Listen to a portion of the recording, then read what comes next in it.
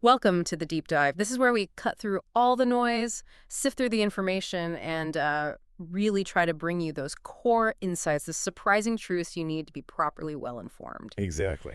And today, wow, we're embarking on a pretty profound exploration. We're looking at The Gateway of Understanding by Dr. Carl Wickland. hmm And this is a text that, well, it promises to challenge pretty much everything you thought you knew about life, death, consciousness, you name it. It really does. This is definitely a deep dive. We've meticulously gone through every single detail in our sources. We've got excerpts from all notes, Aries Year 72025, and the main text, The Gateway of Understanding, Carl Wickland, MD PDF. And we really do mean every single detail, whether you're maybe new to some of these spiritual concepts, just kind of curious, or maybe you're, a seasoned professional in the spiritual field looking for some fresh perspectives. Yeah. Our mission here really is to distill all this complex information into, let's say, memorable nuggets of knowledge. We want to give you those aha moments, but without the information overload, Totally. Keep it engaging. Keep it friendly. This isn't meant to be a lecture. Not at all. And look, as we unpack these pretty profound topics, we genuinely want to hear what you think. Please do. So please head over to the Deep Dive Facebook page, share your thoughts, your insights, any questions you have, get involved with the community there. Absolutely. Because honestly, what we're about to get into is, well, it's anything but conventional wisdom. Oh, Again, probably not. the sources really set the stage quite compellingly from the start. They highlight this long, often kind of illogical human resistance to new ideas, even ideas that eventually prove to be, undeniably beneficial. It's true. It seems we've always been a bit wary, haven't we, of anything that really challenges our comfortable worldviews.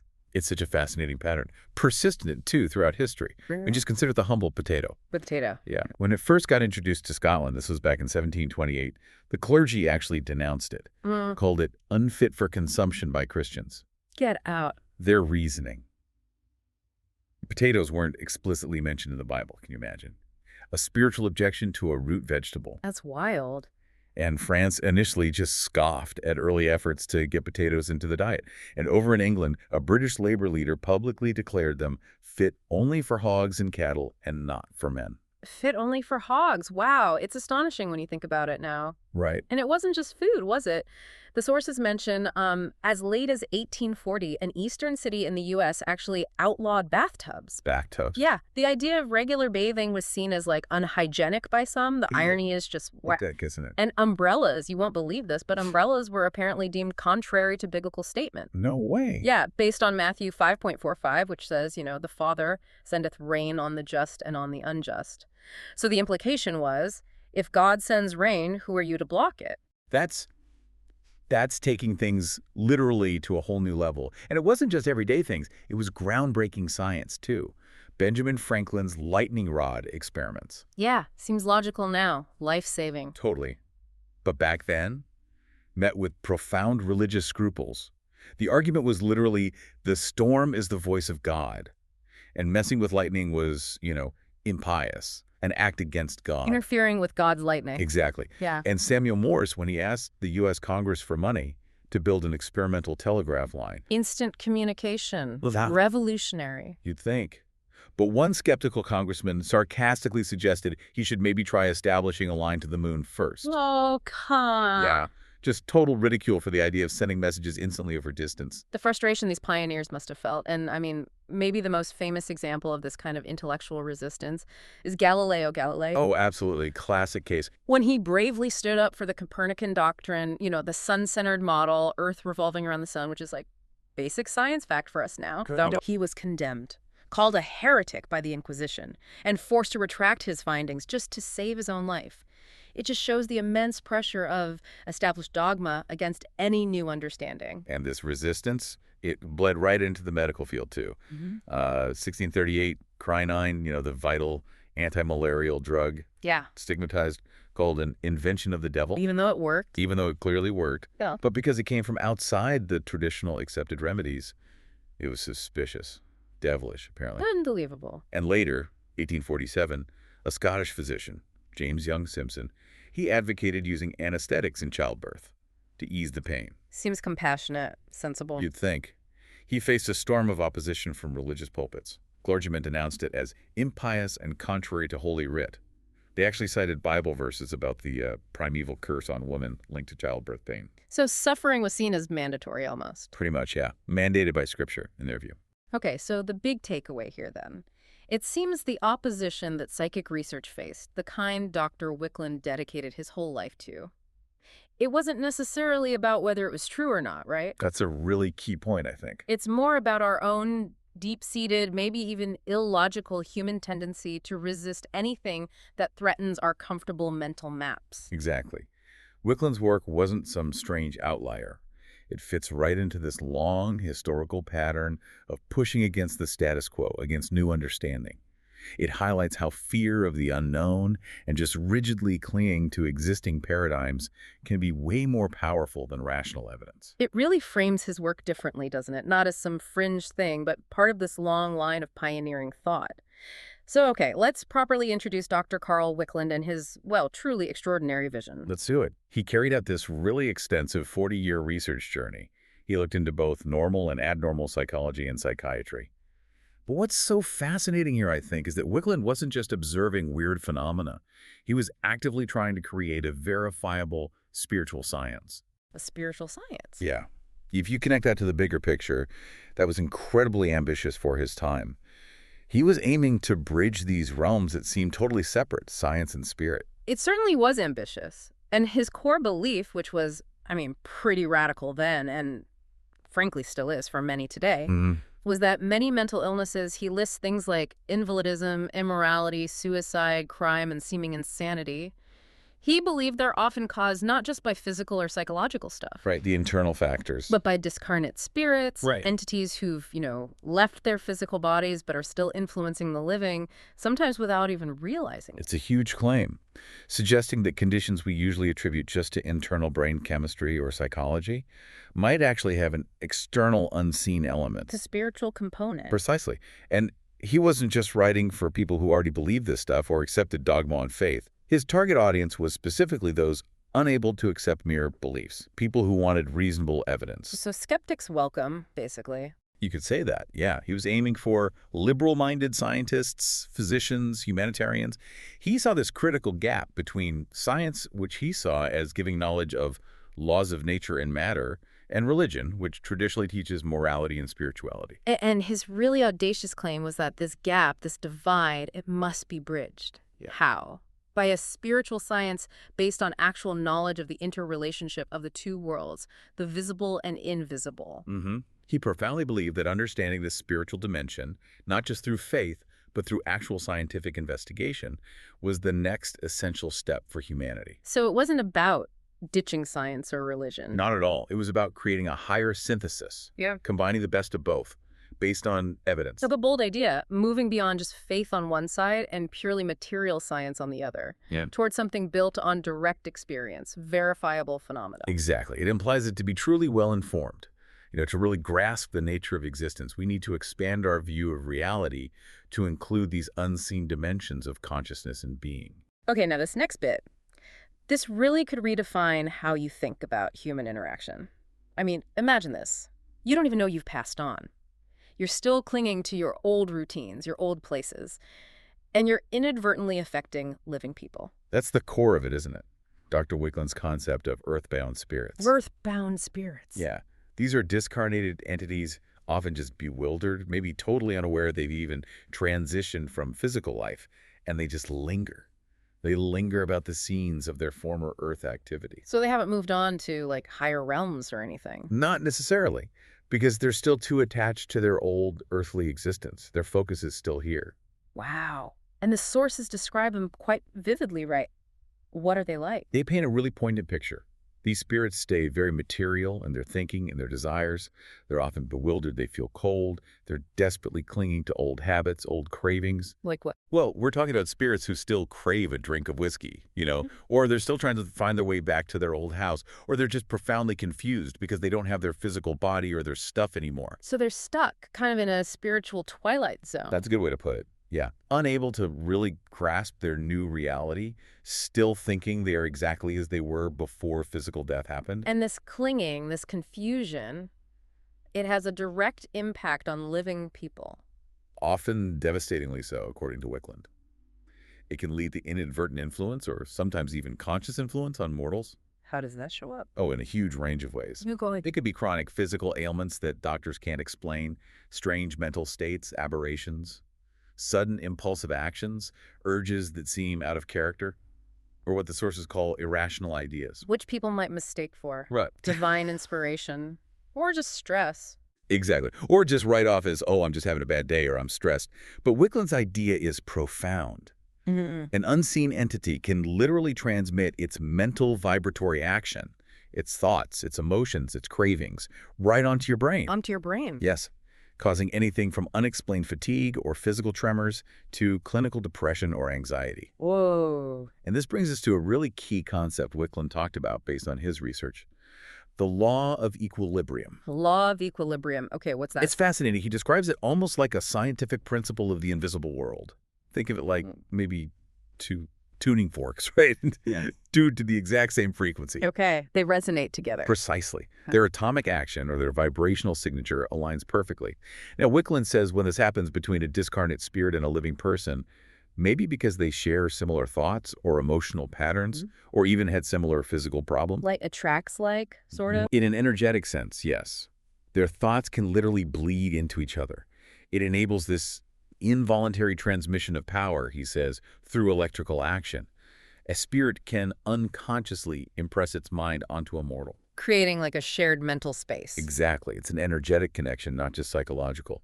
So a spirit's lingering sadness, or their craving for alcohol, for instance, could manifest as your sadness, your craving, your irrational fear. And neither of you might even realize why. Often not, no. Neither the spirit nor the living person might consciously understand the connection is there. It's that subtle. That is, yeah, that's mind-bending, this energetic transfer idea. And it leads right into the core of Wickland's research, doesn't it? The stuff detailed in the Gateway of Understanding. For our listeners who might want to dive into the source itself, what's the main focus of Chapter 5? How does it really push us to rethink mental health? Right. For anyone wanting the specifics, Chapter 5 in the book is all about obsession. Explicitly and exhaustively. Yes. And this, I think, raises a massive question for modern psychology and psychiatry. Could some conditions we label as purely psychological, or maybe neurochemical, could they actually have an external energetic component, like Wickland suggests? It's a fundamental challenge. It really is. Yeah. The sources push us hard to reconsider the traditional boundaries we draw around mental health. They argue there's this whole unseen dimension impacting human well-being that conventional science just largely ignores. Yeah. And the sources say Wickland's 40 years of research consistently linked a surprising number of issues, mental and physical, to this spirit interference idea. He argued that conventional medicine and psychiatry often misdiagnose these things. They'd attribute them only to internal imbalances, brain chemistry, genetics. Standard explanations. Right. But what might be labeled today as severe insanity, or schizophrenia, or even dissociated personalities, Wickland argued that in many, many cases, these were actually due to direct spirit influence or obsession. Okay, so how did they address this? Their method sounds unique. It was very unique, very specific, and documented in painstaking detail. The Wicklands used static electricity. They had a special machine for it. Static electricity, seriously? Seriously. They used it to, as they described it, dislodge these earthbound spirits from a person's aura, their energy field. Dislodge them. Okay. Then what? Then the spirits would be temporarily transferred into Mrs. Wickland, Anna Wickland. She was a profoundly trained, highly developed, and importantly, highly protected trance medium. So the spirit would sort of possess her temporarily. In a controlled way, yes. Yeah. And this temporary transfer was absolutely crucial. It allowed for direct verbal communication with the obsessing entity. Often this was the first time that spirit had actually communicated consciously since its physical death. Wow. And what were these spirits like when they communicated through Mrs. Wickland? It's really remarkable and often quite poignant, actually, the common traits. They would almost universally deny being spirits at all. They didn't know they were dead. Often, no. They'd insist they were still alive, still in their own physical body. They'd vehemently deny obsessing anyone. Or they deny being in a woman's body, Mrs. Wickland's, because they still firmly believe they had their own form, their male form, perhaps. So just profound confusion. Deep attachment to their old life. Exactly. It really illustrates that confusion and that deep, deep attachment to earthly existence, even without a physical body to experience it through. So what happened then? How did they help them? Well, through patient, compassionate questioning from Dr. Wickland, and sometimes with help from more advanced spirits who would also communicate through Mrs. Wickland. Fire spirits, maybe? That's the idea. They would gently help the earthbound spirit understand their true condition, enlighten them. And once the spirit grasped the reality of their situation that they had passed on, that they were influencing someone, these advanced spirits would then take them. Take them where? For further instruction, further progression in the spirit world. It wasn't about punishment or exorcism in that sense. More like rescue and education. Exactly. A process of enlightenment and compassionate assistance for these confused, often suffering souls. It's a really crucial distinction from the old fire and brimstone ideas of exorcism. Okay, the sources don't just give us the theory, right? They back it up with case studies. Detailed ones. Oh, absolutely. Compelling, detailed cases that really bring this whole concept to life. And they're not presented as just anecdotes, but as documented instances intended as verifiable proof. And what's remarkable about them isn't just the individual stories, but how they build a case together. Precisely. They really compel you to reconsider not just mental health, but physical well-being too, and just how pervasive these unseen influences might be. Let's dive into some of these. Where should we start? How about Mr. A and Philip Mendelssohn? Okay, Mr. A, what was his story? He was suffering from this deep, inexplicable depression, a melancholy that just wasn't responding to normal treatments. Right. Through Wickland's method, they traced his condition to the influence of a spirit named Philip Mendelssohn. And who was Philip? Philip, it turned out, had been a wheat pit broker. He'd lost all his money, got incredibly despondent, and tragically committed suicide. Oh, wow. And during the communication, Philip just poured out his suffering, his confusion in the afterlife, still totally burdened by his earthly failures. But what's really poignant here, and shows the interaction between the worlds, Yeah. Philip's parents were still alive. Initially, they were described as bond servants to their rigid Presbyterian beliefs. They found the whole idea of spirit communication deeply unsettling, wrong even. Understandable from their perspective. Totally. But eventually they were contacted and enlightened by these advanced spirits Wickland worked with. They came to understand their son's actual plight, his confusion, and crucially, they were able to help Philip understand his own discarnate state, which helped release him from his attachments. So the living help the dead find peace. In this case, yes. It became a story of suffering leading to understanding on both sides, a real demonstration of how the living can actively assist those who've passed on. That's powerful. What about Francis Dickinson, another suicide case? Yes, profoundly tragic and equally compelling in terms of evidence. Francis's spirit was discovered influencing a young girl who was suffering from severe epilepsy and related symptoms. Okay. When Francis communicated through Mrs. Wickland, she vividly recounted her life. She said she'd committed suicide by turning on the gas. Why? Because she had severe stomach trouble and paralysis, which apparently started after her husband left her. A desperate situation. Absolutely. But here's the crucial part, the verification.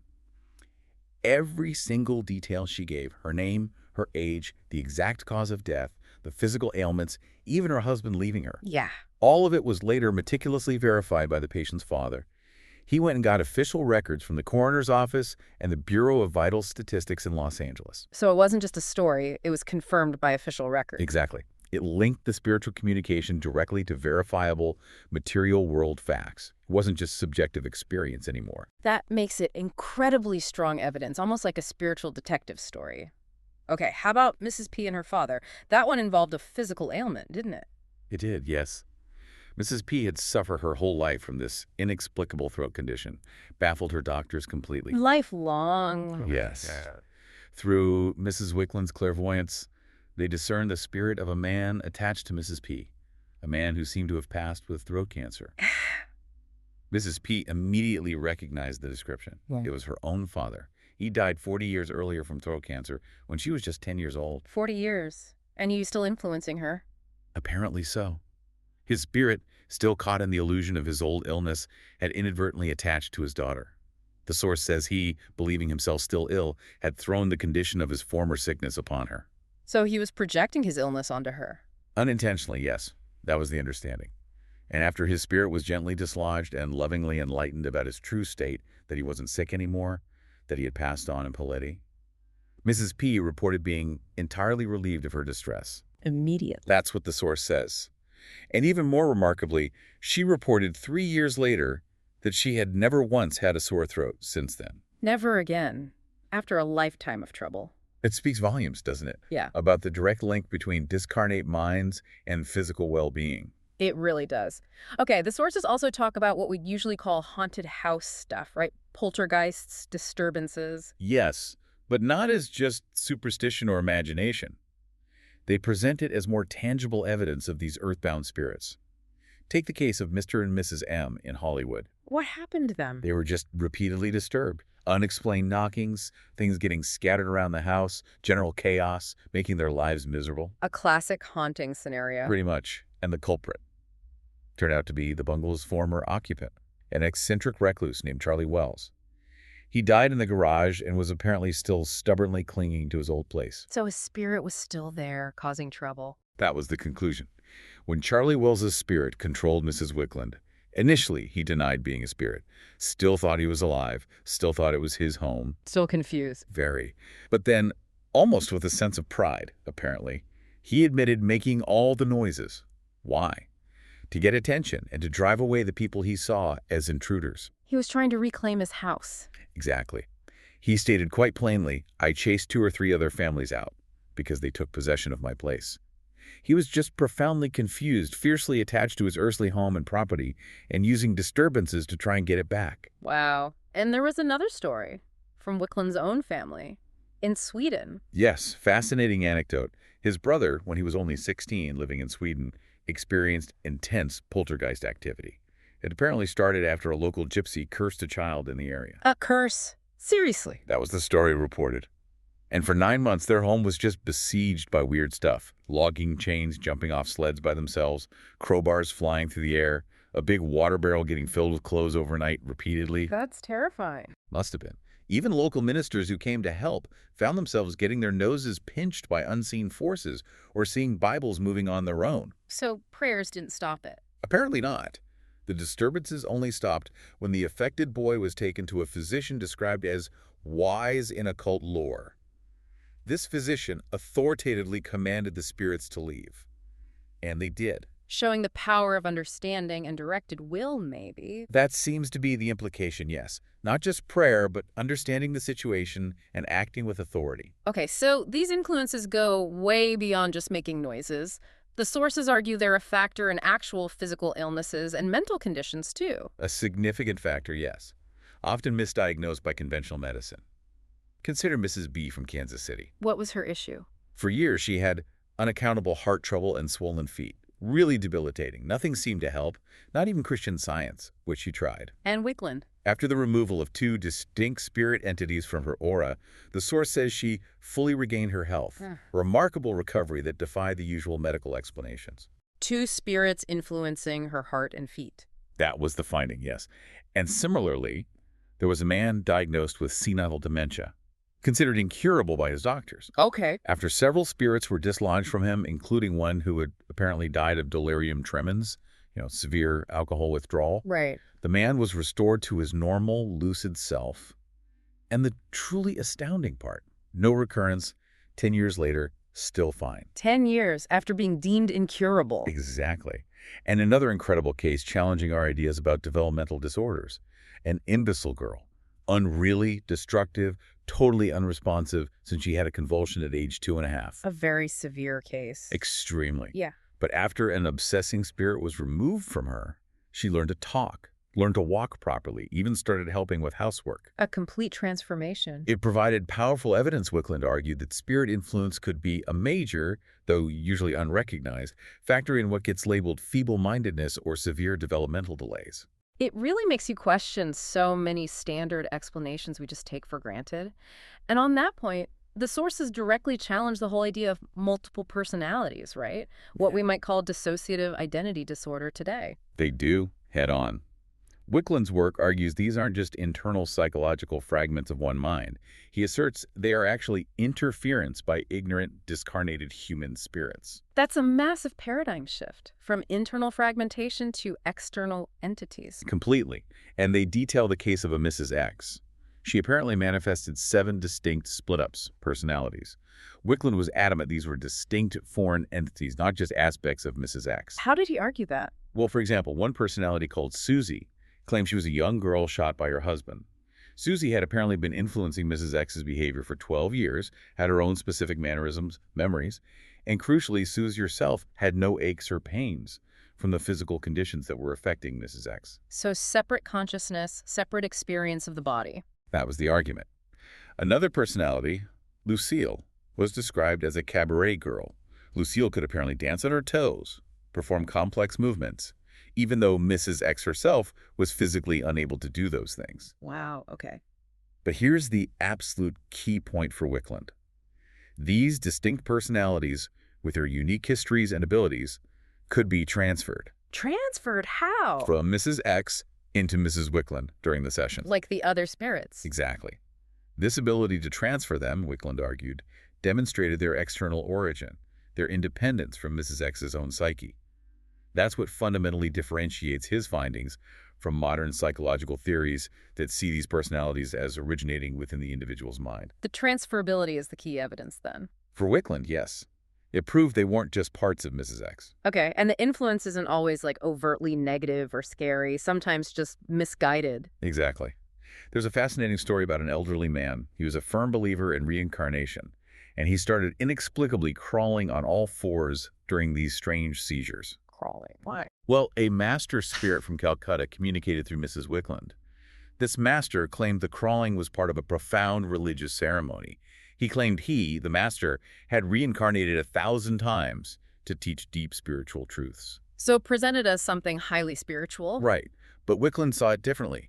He identified it as a clear case of obsession by a deluded spirit, not some advanced spiritual practice. Deluded, even though he called himself a master. Apparently so.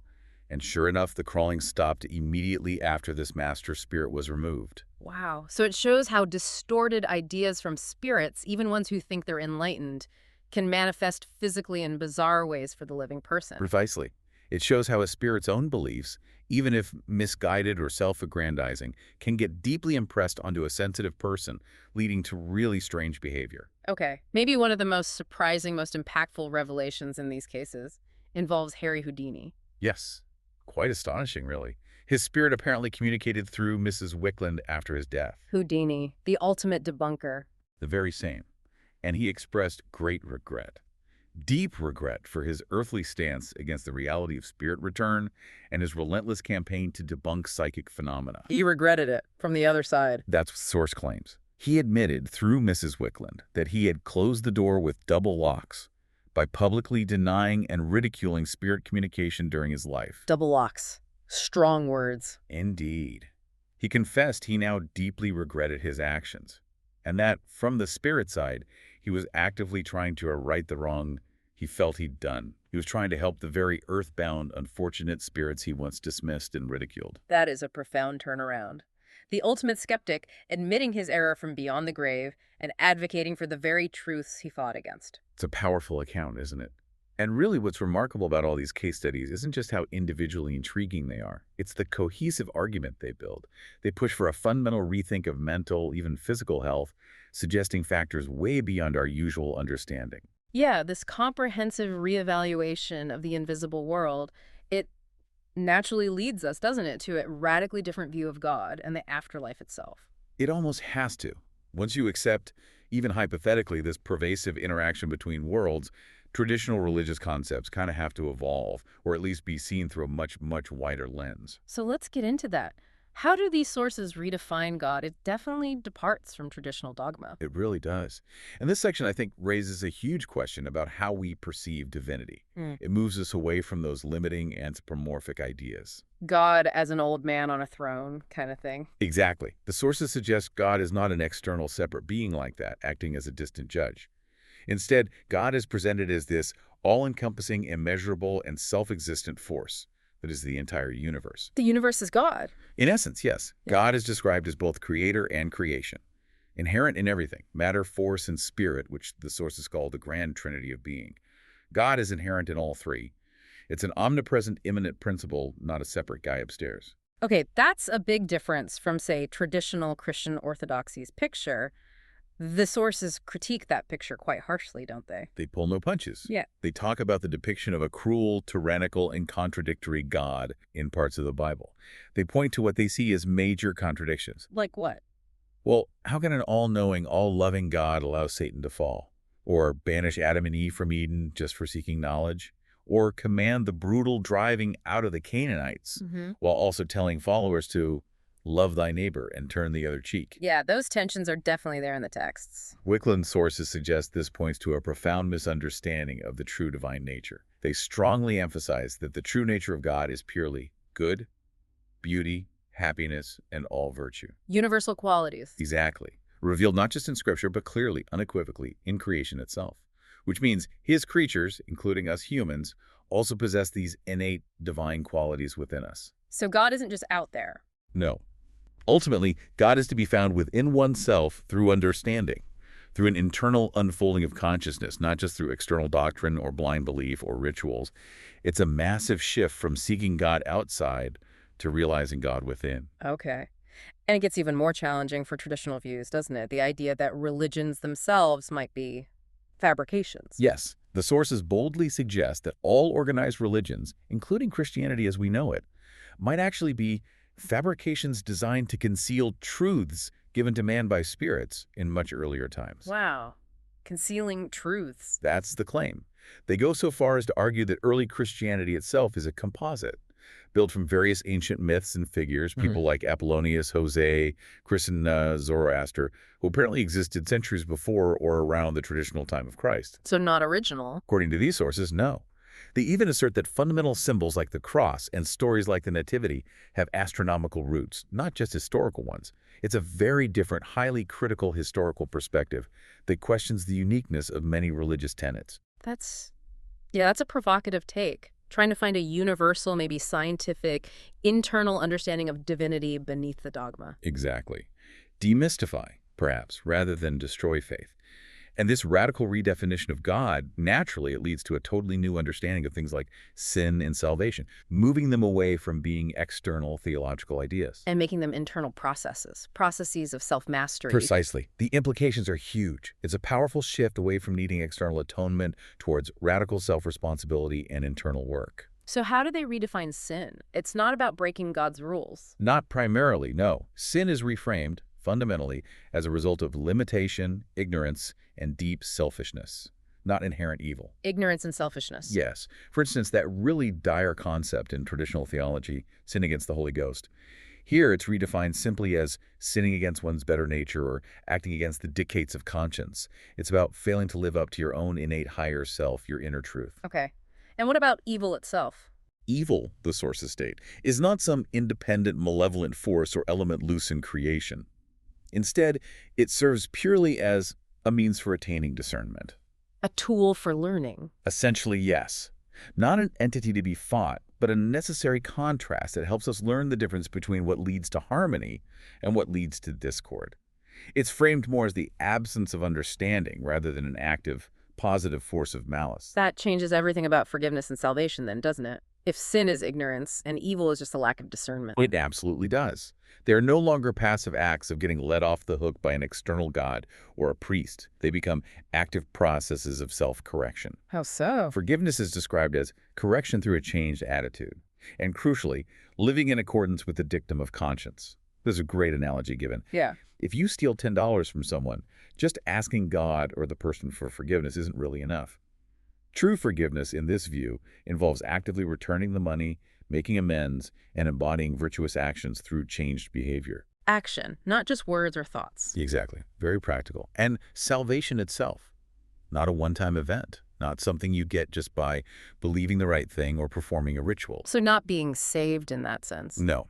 It's described as an ongoing attainment necessary for the progress and evolution of the soul, a continuous journey, not a final destination you arrive at.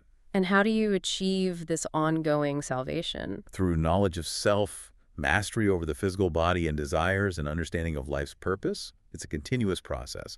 Internal discernment, self-improvement, conscious evolution of your soul, not a static state you achieve and then coast. It really is a powerful call to active, lifelong participation in your own spiritual journey. No sitting back and waiting. Definitely not.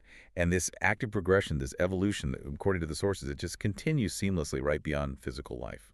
Okay, so tell us about the afterlife then, this idea of continuous progression. What's it like? Well, what's really fascinating here is the consistent message running through it all. Conscious self-improvement and understanding are basically the currencies of the spirit world. It's not about some static reward or punishment handed out. Right. So what is death, or transition, as they call it? We emphasize it's only a sleep and an awakening.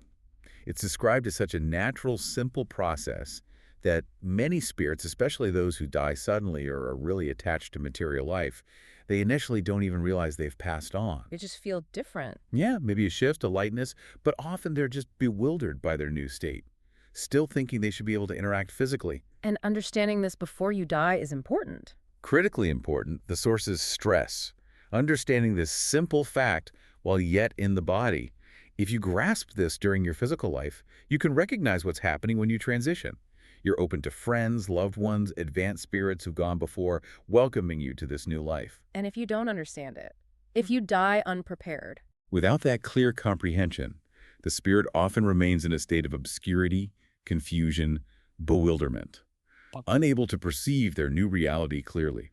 It might just hang around familiar places, totally lost. and crucially, you don't magically change when you die. Your personality, your attitudes. Nope, they stay the same. The sources are very clear.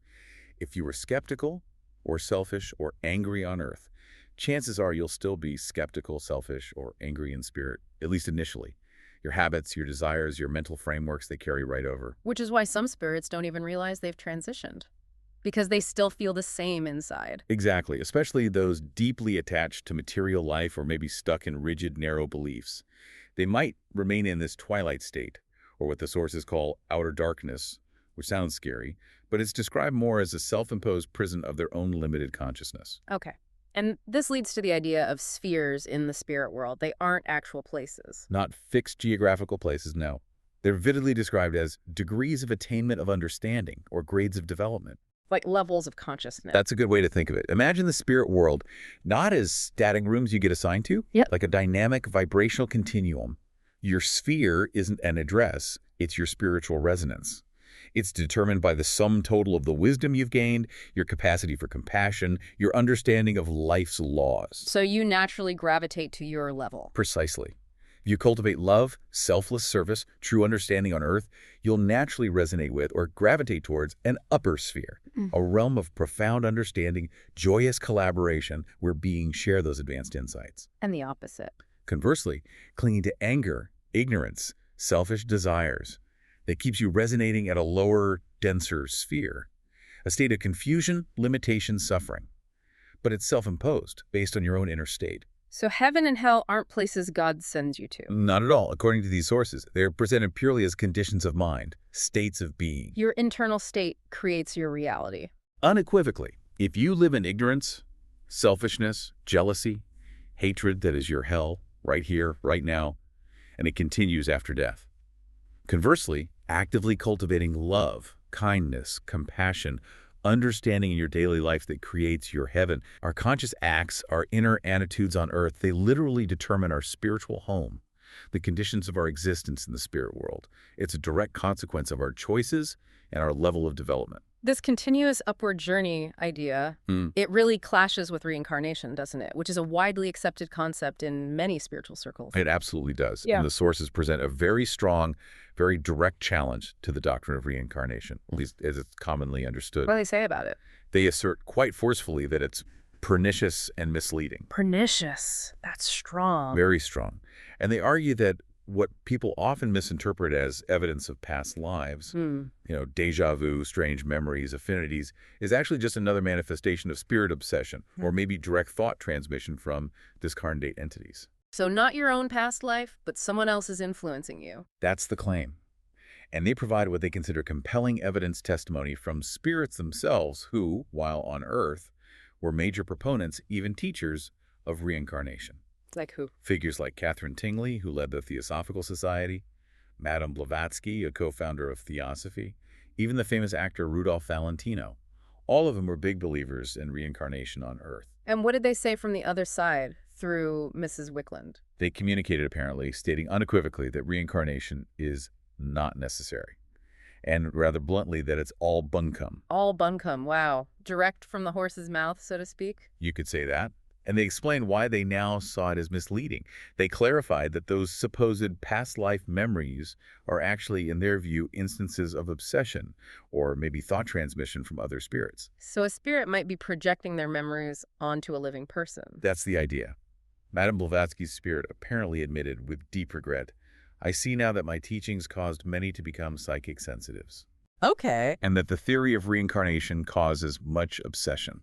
That's a huge admission. Her own teachings facilitated obsession. That's what her spirit reportedly claimed, suggesting that the very belief in reincarnation can, paradoxically, make someone more vulnerable to being influenced by earthbound spirits, projecting their own past experiences or identities onto them. Wow. Okay. And Valentino?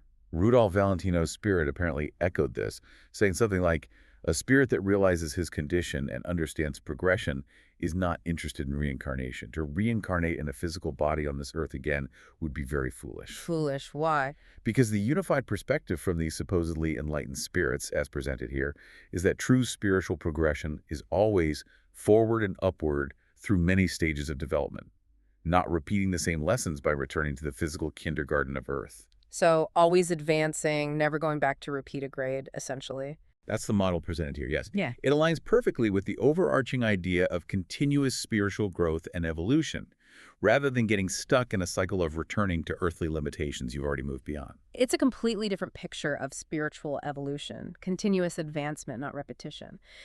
So if we're not coming back, how do we cultivate happiness? How do we foster spiritual growth in this life, for this journey, and the one beyond?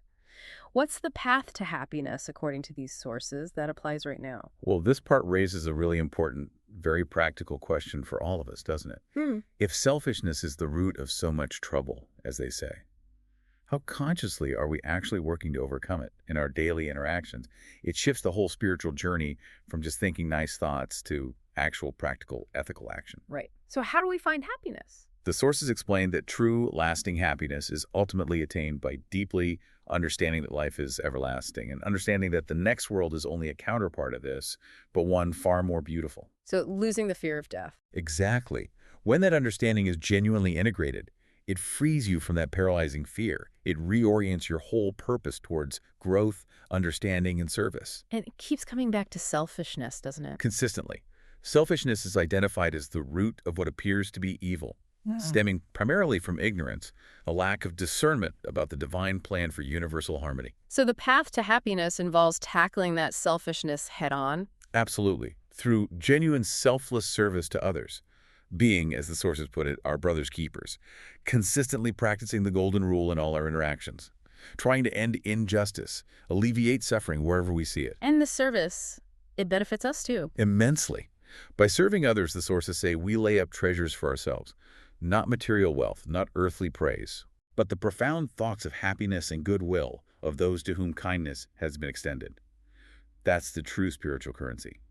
The spirit realms, they explain, operate on this exact principle. Spirits reach their highest states of happiness and progress by consciously overcoming their own leftover selfishness, jealousy, and envy through acts of self-sacrifice and compassionate service to those still in ignorance. So helping others helps us evolve. Correctly. And ultimately, truth alone is presented as the remedy for all forms of evil. It's about living righteously, aligning with the universal laws of life and nature, not just arbitrary human rules. Okay, now this next bit, it really redefines some very familiar religious symbols. The cross, Christ. It's not the traditional interpretation at all, is it? Not even close. It moves far beyond the idea of vicarious atonement, one person dying for everyone else's sins. Instead of an external savior figure, the Christ becomes this inner universal principle of awareness and transformation that's potentially available to everyone. So the cross itself, what does it symbolize here? It doesn't symbolize the death of one specific historical individual for humanity's sins. Instead, it symbolizes the tribulations of the soul, the burdens which man must carry in the material realm. The struggles of life. Exactly. It represents the necessary crucifixion of the body, or lower nature, meaning Overcoming selfishness, overcoming base material attractions, worldly illusions. The ego stuff. Pretty much, yes. Overcoming that so that the spiritual man, your higher self, can be resurrected into what they call Christ consciousness. So the cross is a symbol of inner victory. Precisely. A profound symbol of victory over self, of triumph, and the beginning of immortal life. It's stated very explicitly, it's not the Christ principle which dies upon a cross. It is the semi-animal self which must suffer and die so that the real man may rise into a glorious resurrection. Of semi-animal self. This mystic death they talk about is the death of personal desires, personal claims, and personal considerations, all those ego-driven parts of our nature. It's an internal process, purification, transcendence. And the spirit of Christ itself, not Jesus the person. Not solely, no. It's described as a universal spiritual principle, eternally coexistent with the divine source, the Father. It's equated with the spirit of truth, with love, life, wisdom, even with reason itself. An omnipresent, benevolent, intelligent force or consciousness. And its birth happens inside us. Yes, not just once back in history, but potentially in every human heart. It functions as an internal spiritual living and conscious power or principle. That stuff. And its purpose. To facilitate the development of the spiritual faculties and the ultimate unfoldment of the soul within each and every one of us. So the crucifixion of the earthly man, that's an allegory. Entirely symbolic in this interpretation. It means replacing ignorance with understanding, which is absolutely necessary for the salvation, meaning the freedom of the heavenly man, the spiritual essence within us. And the physical body is the cross we bear. In a way, yes. The physical body is conceptualized here as a cross, maybe even an instrument of torture for the soul, in the sense that it's the arena where the animal elements are to die, meaning be subdued, transcended, so that the spiritual man can be resurrected into this higher state of Christ consciousness. It's all an internal, transformative journey of self-mastery. And this deep understanding, it extends right down to our everyday thoughts and feelings, even things like pain. Absolutely. If we connect this to the bigger picture, it suggests that suffering isn't just random or pointless punishment.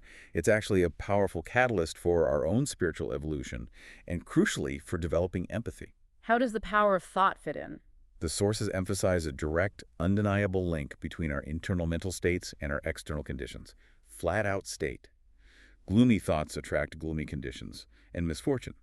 Conversely, actively cultivating happiness, cheerfulness, positive thoughts that doesn't just improve your mood, it actually creates happy conditions and prosperity in your outer life. So mind over matter, basically. In a very real sense, yes. It highlights the profound importance of mental discipline, consciously cultivating positive thoughts, because they are seen as truly creative forces shaping your reality. Okay, and pain, which we naturally try to avoid at all costs. It has a purpose here. A vital, almost sacred purpose, surprisingly. It's described as instrumental in developing sympathy for the suffering of others, which in turn makes us a greater factor for service in the world. So pain teaches empathy. That's the idea. Think of it as a crucial learning mechanism. Pain, disappointment, disillusionment, all the really challenging experiences life throws at us. They contribute to unfold the thinking faculty. They help us develop discernment of the right and wrong principles. They force us, sometimes quite violently, to question life's deeper purpose, to seek understanding beyond just the superficial. And we have to go through it ourselves, no shortcuts. Apparently not. This suffering, the sources say, must be borne by each man for himself. It's a necessary means of redemption. It's just an integral part of the tough lessons in this rough school of life, as they call it. Rough school of life. Yeah. Here, stumbling about and making mistakes causes pain, sure. But that very pain is precisely what ultimately pushes us to understand an underlying purpose that was previously hidden from us by our own ignorance. It's a path to wisdom, but it's forged through direct, personal experience and self-reflection. What strikes me here is the implication that progress, even spiritual progress, even alleviating human suffering, it seems to be held back not by lack of evidence or truth, but by just rigidly sticking to old frameworks, whether scientific or religious? That comes through really strongly, doesn't it? The sources are quite blunt when they discuss the obstacles to this kind of understanding. Obstacles Wickland faced, and that arguably still persists today. Like what specifically? They highlight the unscientific attitude and aloofness of conventional psychiatrists and scientists towards psychic research. Unscientific aloofness. Why? They argue it's driven mainly by a pervasive fear of ridicule and ostracism within their own professional fields. Peer pressure, basically. Essentially, yes. The sources lament that many brilliant minds shy away from what they call the most vital problem of all, understanding the spirit world and its influence, simply for fear of losing their professional standing, their caste. And this holds back progress. Massively, they argue. This reluctance, this closed-mindedness, constitutes a serious obstacle to advancement of knowledge. It prevents humanity from reaching a higher state of civilization and achieving redemption from the prevailing mental darkness about life's true purpose and how interconnected everything really is. And they don't let traditional religion off the hook either, do they? The churches. Not at all. They criticize churches for often offering only vague, unhelpful advice, like just trust in the Lord without practical guidance, and for substituting rigid dogma and blind belief for what they call the actual science of life. So hindering true understanding. That's the argument. By doing so, churches inadvertently hinder real spiritual progress and enlightenment. When verifiable proof of spirit communication is offered, like Wickland's detailed case studies, churchmen are depicted as just denying the facts outright. Or worse, labeling intelligent spirits as devils to be shunned. Even though Wickland's work showed they were often just confused human spirits needing help. Exactly. Needing education and assistance, not condemnation. What's really fascinating here, then, is how the sources frame psychic research. It's not presented as some weird esoteric hobby. Not at all. It's presented as the fundamental key. The key to unlocking life's biggest mysteries and actually tangibly improving human existence. Why is it so crucial, in their view? They reiterate that psychic research is justified precisely because it bridges that critical gap between science and religion. It moves humanity beyond mere belief and speculative philosophy towards actual knowledge. Demonstrable truth about the unseen realms. It's the only means to understand the connection. The only means to truly understand the interrelationship of the two worlds, the visible and invisible. That's the claim. And this knowledge, they argue with real conviction, is absolutely crucial for human advancement. Leading humanity towards what they call a rational millennium. A future where fear is abolished because understanding replaces it. Where ignorance and selfishness are eradicated through that understanding. Where a genuinely higher state of civilization can finally take root on Earth. And it all comes down to open-mindedness. Pretty much. Open-mindedness and a willingness to actually look. The sources underscore the absolute importance of setting aside doubt, dogma, and creeds. Those mental prisons we build for ourselves. We need to set those aside to truly align with the harmony of life and be in tune with God, which again is defined here as the universal principle of truth and understanding. It's a profound call, isn't it, for rational inquiry, for personal experience to guide us, rather than just inheriting biases or sticking to comfortable beliefs. It really is. Wow. Okay. This deep dive into the gateway of understanding has truly opened up so much, challenged so many assumptions. It's dense stuff, powerful stuff. We've explored this pervasive, arguably verifiable reality of spirit influence in our lives, this radical redefinition of God and spiritual concepts moving away from dogma towards an immanent universal principle, and this active, self-responsible path to happiness and understanding that's apparently available to every single one of us. Mm-hmm. The central theme, woven through it all, seems to be that true understanding, the kind you acquire through reason, through self-analysis, through selfless service, that is the wellspring of happiness. That's the key to spiritual progression, both in this life and whatever comes next. It really challenges us, doesn't it, to look beyond the surface appearances, whether it's our own personal struggles or a collective grasp of reality. It really asks us to consider, could many of the struggles we face, individually and globally, stem from a fundamental ignorance? An ignorance of how connected the visible and invisible worlds are, and ignorance of our own innate inner divinity. And it's not just abstract philosophy. It seems to offer a clear, actionable path forward, emphasizing personal responsibility, continuous action over just passive belief, direct experience over just accepting dogma. It's a journey, isn't it? A journey of continuous upward evolution. Yeah. Happening right here, right now. So maybe the final thought for everyone listening.